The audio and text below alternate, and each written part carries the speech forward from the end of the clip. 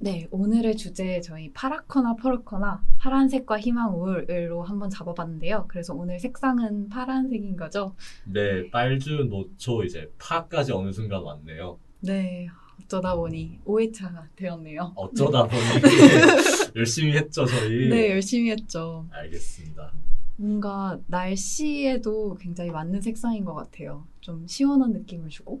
네, 이제 여름의 쨍쨍한 바다에서 또 가을에 구름 한 점 없는 파란 하늘로 이어지는 두 계절을 관통하는 색깔이 아닐까 싶습니다.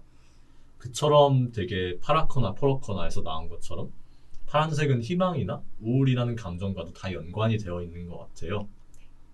한 끗 차이면서도 그 많은 감정들을 이제 파란색이란 색상 자체가 담아내는 것 같기도 해요. 맞습니다.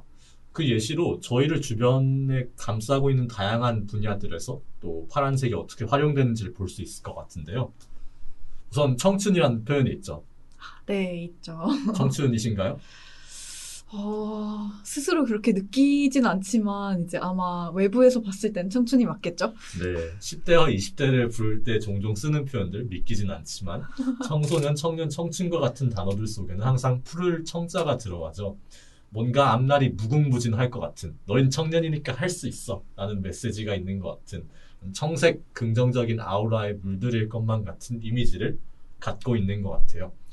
그런 의미에서 파란색을 희망의 색이라고도 부를 수 있을 것 같습니다.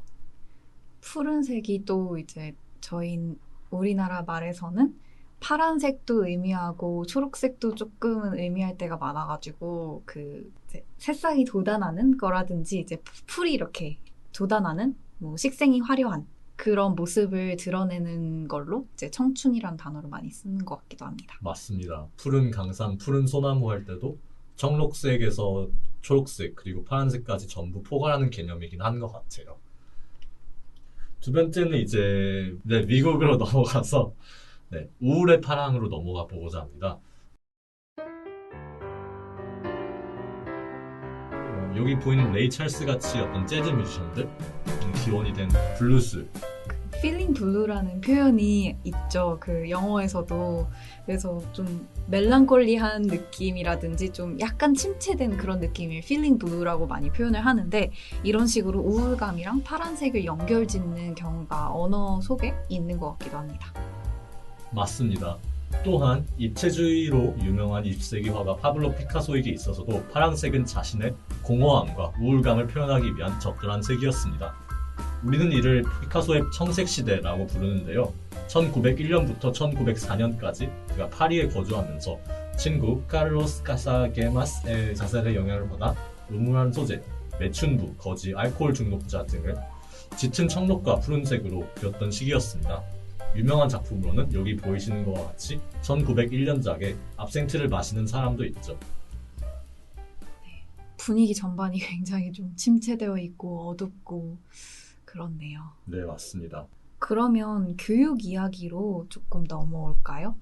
교육 이야기로 넘어왔을 때 개인에게 교육이 희망과 우울이 될 수 있는 상황을 그려볼 수 있을 것 같아요. 그래서 이번에는 희망과 우울 그 사이라는 코너로 한번 가져와 보았는데요. 음, 희망이라는 교육이 어떻게 우리에게 희망으로 다가올 수 있는지 혹은 우울로 다가올 수 있는지에 대해서 이야기를 나눠보면 좋을 것 같습니다. 네.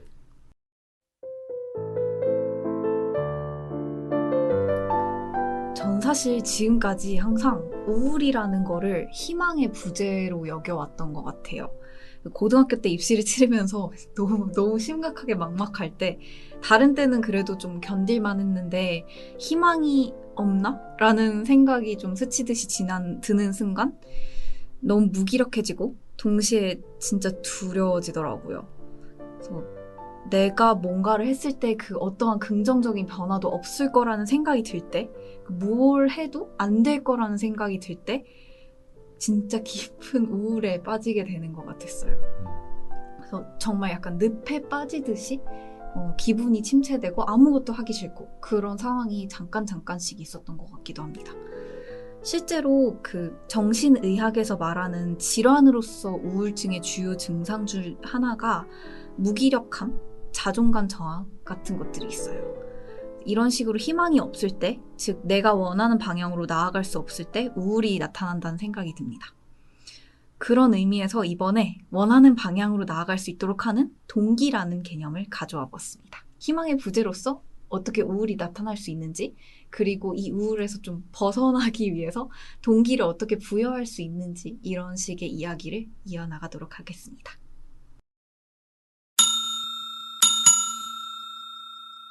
동기라는 것은 이제 영어로 motivation인데요. 목표 지향적인 활동이 유발되고 지속되는 과정이라는 의미를 가지고 있습니다. 좀 더 쉽게 말하면 그냥 어떤 목표를 이루기 위해서 나아가도록 하는 힘이라고 보시면 될 것 같아요. 학교에서도 동기부여는 굉장히 중요한데요. 시험 같은 가시적인 학습 성과에 영향을 줄 뿐만 아니라 수업 자체에 참여하고 그로부터 무언가를 얻어갈 수 있도록 도와줍니다. 그렇기 때문에 교수학습 설계의 기초가 되는 모형 중 하나인 켈러의 아크스 모형은 학습자들의 동기를 유발할 수 있는 방법에 집중하고 있어요. 즉, 집중, attention을 유도하고 관련성, relevance를 찾을 수 있도록 하고 자신감, confidence를 불어넣어주고 만족감, satisfaction을 느낄 수 있도록 하는 것이 수업에서 동기부여를 하는데 영향을 미친다고 봅니다. 다시 희망과 우울에 대한 논의로 좀 돌아오자면 희망이나 우울은 희망을 줬을 때 동기를 다시 부여할 수 있고, 그리고 우울로 인해서 동기가 저하될 수 있어요.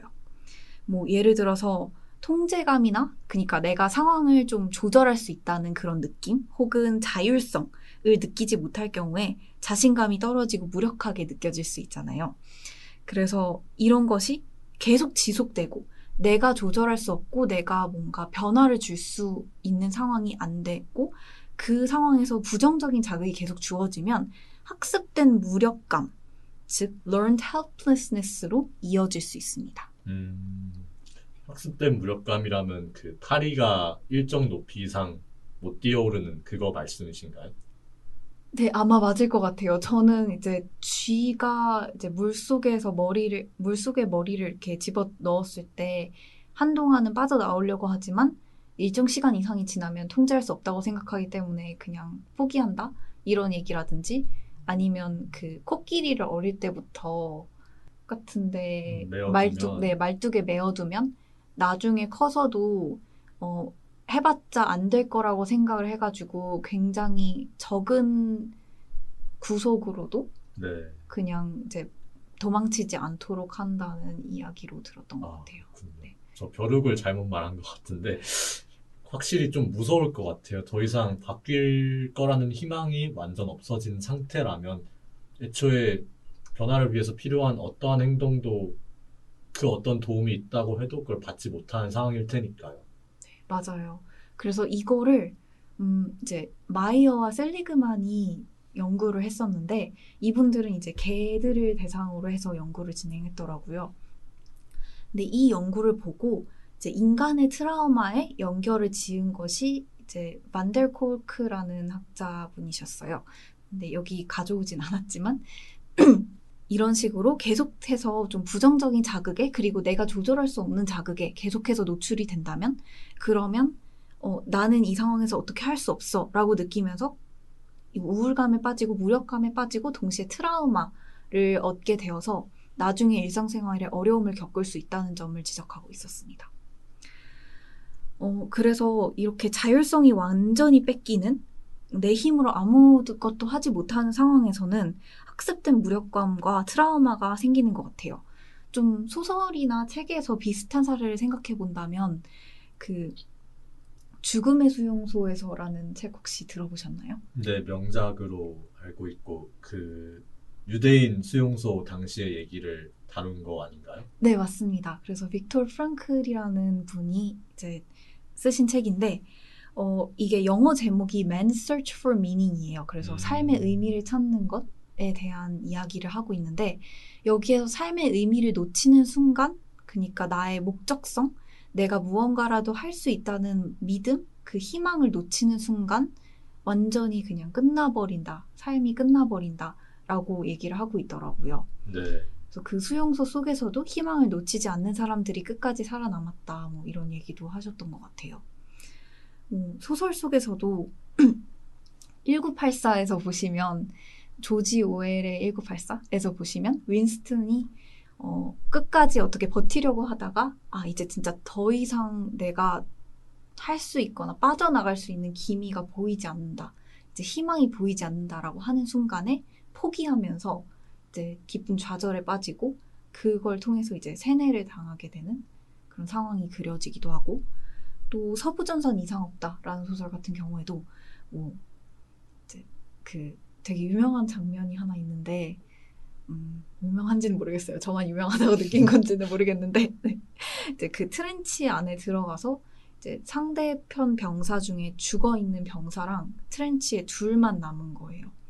그래서 그 참호 속에서 이제 위에 총격전이 벌어진 게 끝나기를 기다리면서 이 주인공분이 정말 아무것도 할 수 없음을 느끼고 완전 무력함을 느끼면서 진짜 깊은 절망에 빠지거든요. 이런 식의 상황들이 어떻게 보면 약간 무력감을 표현하고 트라우마의 단면들을 표현하고 있는 것이 아닌가 싶습니다.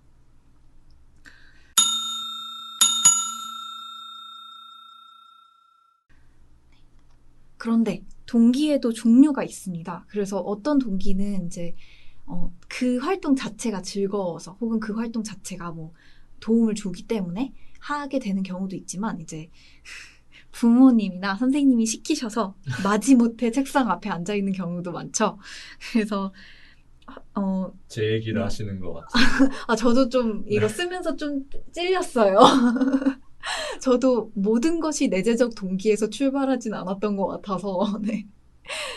근데 어떤 활동 자체가 좋아서 나타나는 동기는 내재적 동기, intrinsic motivation이라고 부르는 반면 외부의 힘에 의해서 생기는 동기는 외재적 동기, extrinsic motivation이라고 부릅니다.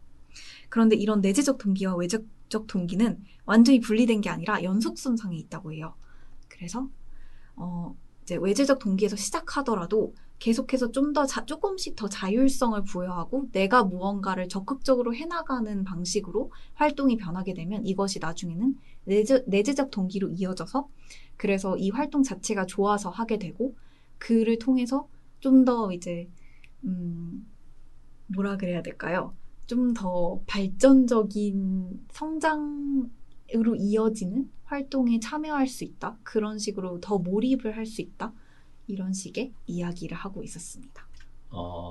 여러 가지 동기들이 있고 그것이 전환되면서 더 높은 곳으로 나아갈 수 있다라고 말씀을 해주신 거군요. 네, 예를 들면 사실 제 케이스긴 한데 부모님의 권유로 악기를 시작했다가 나중에는 악기를 연주하는 게 재밌어져가지고 좀 그 강요가 없어진 이후에도 조금이라도 악기를 연주하는 활동에 참여하게 되는 그런 경우를 생각해 볼 수 있을 것 같습니다. 네.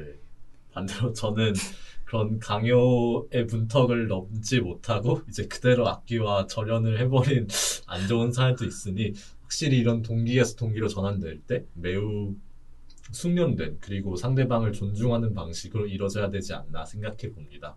네, 맞아요. 너무 강요를 하면 그리고 이제 전혀 관심이 없는데 그러니까 이 화면상에서 A 모티베이션 상태, 그러니까 완전히 동기가 없는 상태에서 그 강요를 하게 된다면 그러면 아무래도 내재적 동기로 이어지기도 어렵고 동기 자체가 생기기도 어려워지는 것 같아요.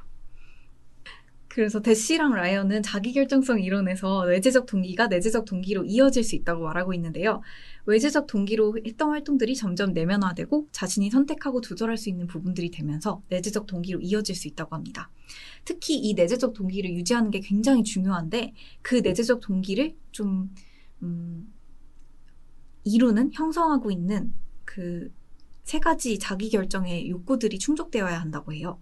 그러니까 건강한 발달과 배움이 이루어지기 위해서 세 가지 기본적인 자기결정의 욕구가 충족되어야 된다는 거죠.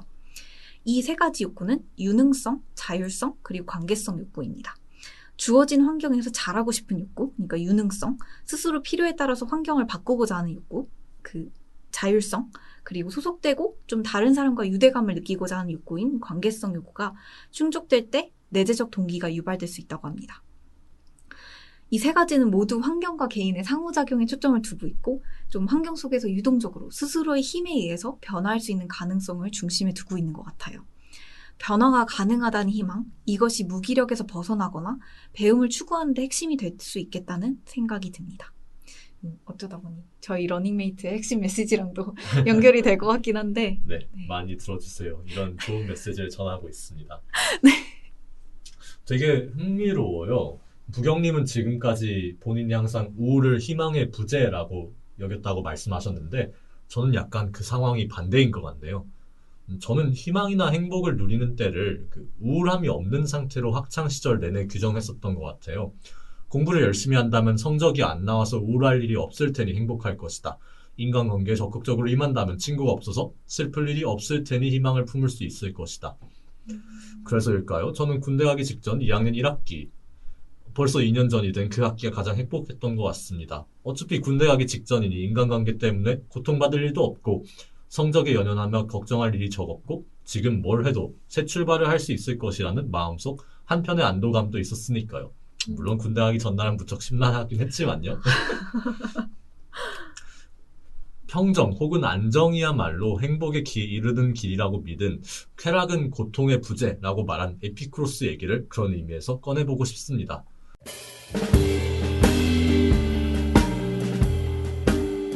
대다수의 사람들은 몇 년 전 저를 포함해서 에피쿠로스라고 하면 그 사람 쾌락을 완전 중시한 사람 아니야? 막 즐기면서 살라 이렇게 얘기하지 않았어?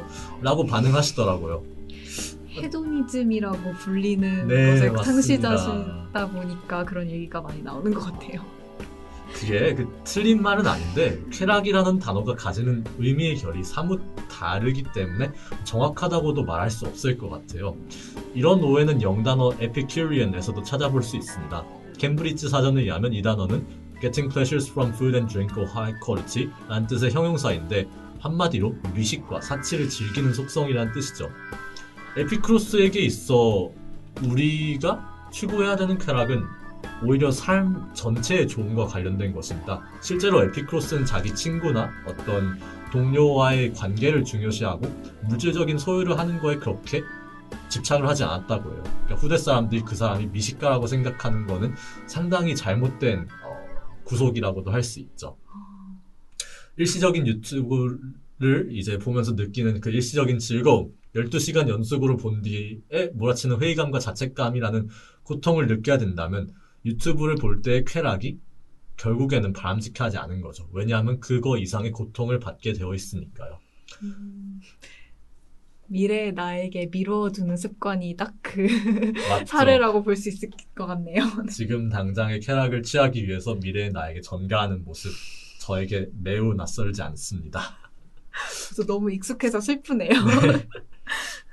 이러한 쾌락을 추구하는 최종적인 목표는 아타락시아라고 하는 것입니다. 흔들리지 않음, 방해받지 않음으로도 번역된 이 단어는 고통이 부재하며 내면이 공포로부터 자유로울 때 실현될 수 있는 완벽한 마음의 평화의 상태라고 합니다. 그렇기 때문에 에피쿠로스에게 있어서 진정한 행복은 추구하기 위해서 고통이 부재해야 되는 상태입니다. 하지만 이게 그냥 되는 걸까요? 아닙니다. 고통을 회피하는 법을 익히는 것은 결코 쉽지 않습니다. 잠깐 지루하더라 책을 읽으면 뿌듯함이라는 쾌락이 오듯이 이 고통을 견딜 만한 가치가 있는지 없는지 판단하는 것은 상당히 어렵고 또 그만큼 중요하기 때문이죠. 그렇기에 비교 측정과 조망과 같은 이성을 활용한 판단 능력이 무척이나 중요해지는 것입니다. 이런 지점에서 배움과 교육은 그 진가를 발휘하죠.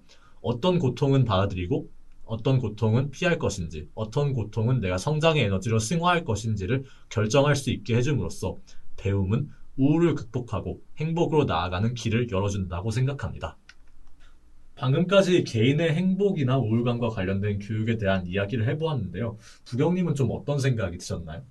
저는 우선 너무 신기했어요.